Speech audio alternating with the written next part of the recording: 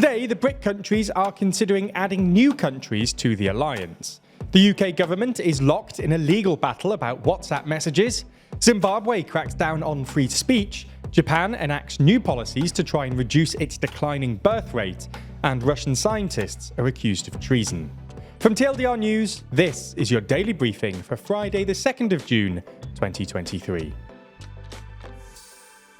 The BRICS bloc of Brazil, Russia, India, China and South Africa has called for a rebalancing of the world order and is seeking to challenge US dominance as the country's foreign ministers gather in South Africa ahead of a leaders' summit in August. Speaking at this week's gathering, India's foreign minister said, "Our gathering must send out a strong message that the world is multipolar, that it is rebalancing and that old ways cannot address new situations," adding that the concentration of economic power leaves too many nations at the mercy of too few. One of the topics discussed this week was the potential enlargement of the group. Russia's Foreign Minister Sergei Lavrov said that more than a dozen countries had expressed an interest in joining, while the Chinese Vice Foreign Minister said, "We expect more countries to join our big family." Possible expansion could include Saudi Arabia, Iran, the UAE, Egypt, Indonesia and Argentina, with foreign ministers from a number of these countries and more also attending this week's summit. Exactly what the new acronym would be if these countries joined remains to be seen. BRICS started out as a loose grouping of emerging economies, but has, in the word of Reuters, taken on a more concrete shape in recent years, and is viewed by some as an alternative or counterbalance to the G7 and the US-led global order, though its effectiveness is debated. Another key topic of discussion was the potential use of an alternative common currency for trade, rather than using the US dollar. Sergei Lavrov's presence was unsurprisingly controversial due to Russia's invasion of Ukraine, so protesters outside the event held placards branding him a child murderer. But more controversial than Lavrov's presence is Putin's potential attendance at the Leaders' Summit in August. As we covered in an episode earlier this week, South Africa is in a bit of a bind, as it has an obligation to fulfill an International Criminal Court arrest warrant against Putin if he steps foot in the country. So the government is exploring its options. There's more on the way, but be sure to subscribe and ring the bell to make the daily briefing part of your daily routine, or just search for us on your podcast app to listen along. The UK government is in a legal battle against the official independent inquiry into the UK's response to the COVID pandemic. The key dispute is over the inquiry's demand to be handed over messages from former Prime Minister Boris Johnson and other officials. Earlier in the week, the COVID inquiry ordered the government to hand over pandemic-era messages between Johnson and dozens of other ministers and officials by Thursday at 4 p.m. But the Cabinet Office, which is the government department that supports the work of the Prime Minister, refused to do so, saying that many of the messages and communications would be unambiguously irrelevant, and as such would launch a judicial review of the inquiry's demands. Somewhat strangely, this position is held by the government, but not former Prime Minister Boris Johnson. Johnson says he understands the government's decision, but added that he was perfectly content for the inquiry to see his messages, and that he'd directly send the inquiry all unredacted WhatsApps he provided to the Cabinet Office. In a further twist, though, Johnson said as much as he'd like to, he wouldn't be able to send any WhatsApps from before April 2021, because due to a security breach, he could no longer safely access his old phone. It was in April 2021 that it emerged that Johnson's personal phone number had been freely available online for a decade and a half, prompting him to get a new phone amid concerns over the security of his old device. So that's what's been happening in the UK today. Let's move and discuss what's been happening in Zimbabwe. With just a couple of months until a general election, Zimbabwe's parliament has passed the so-called Patriotic Bill that effectively outlaws criticism of the government, raising fears of a potential crackdown on dissent and opposition.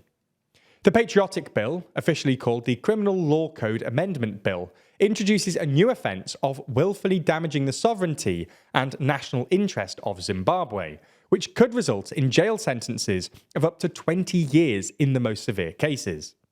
A lawmaker from the ruling ZANU-PF party said the law is not meant to curtail the existence of political parties, but it is there to encourage the people of Zimbabwe to love their country and stop denouncing it.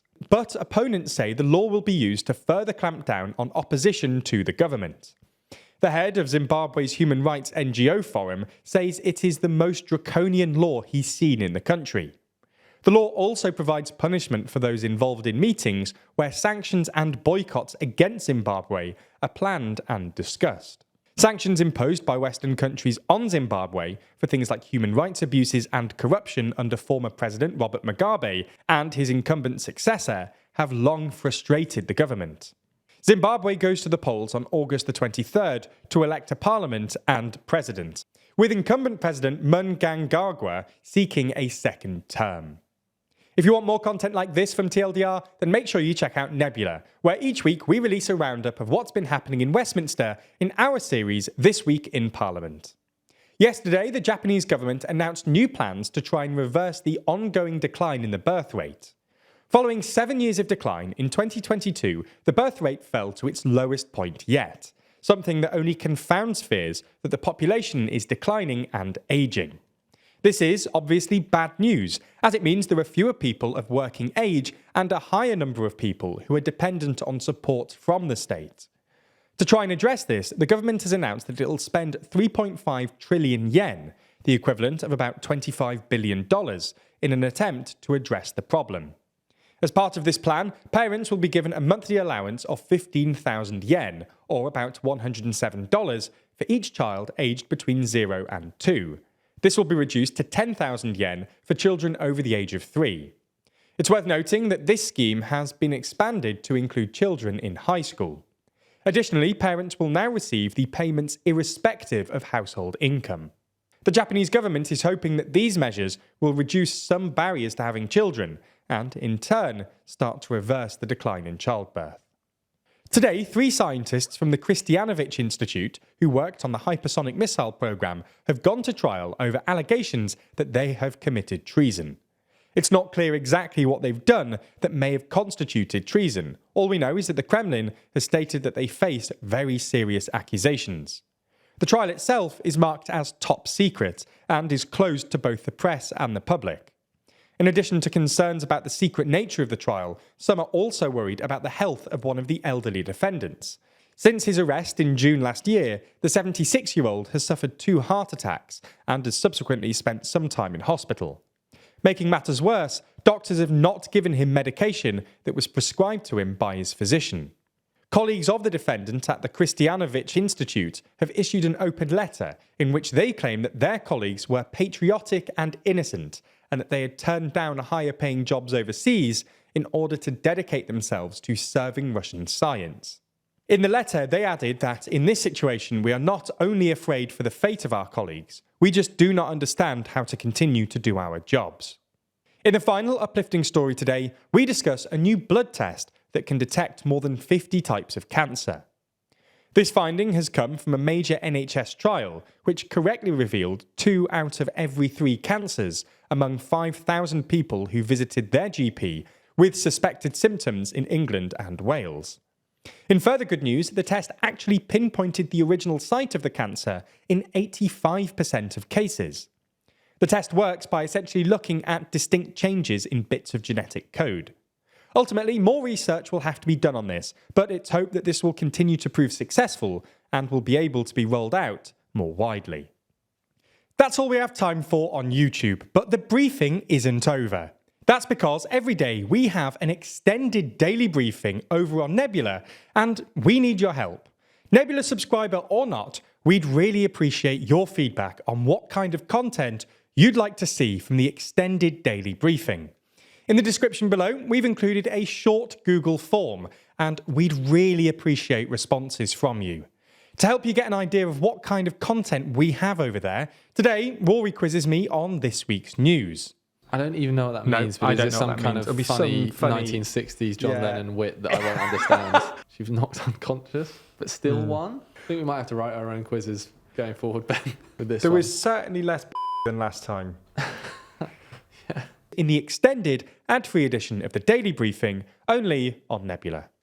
That's the streaming service we're building with a bunch of our creator friends, many of whom you're likely to be already watching. That means that by signing up, you not only get an extended ad-free daily briefing every single day, you also get to watch exclusive and ad-free videos from the best educational creators on YouTube. That's things like Real Life Law's incredible Modern Conflicts, which breaks down contemporary disputes around the world, Neo's Underexposure, which beautifully dives into complex and shadowy topics you've always wanted to know more about, or Extremities from Wendover Productions, which uncovers some of the world's most remote places. All of these are only available on Nebula, just like our extended daily briefings and a whole bunch of other exclusive TLDR content which never comes to YouTube. If you want to sign up, use the link in the description so that they know you came through us. That helps us out a whole lot, as does watching on Nebula more generally. So thanks for signing up, and we'll see you on Nebula.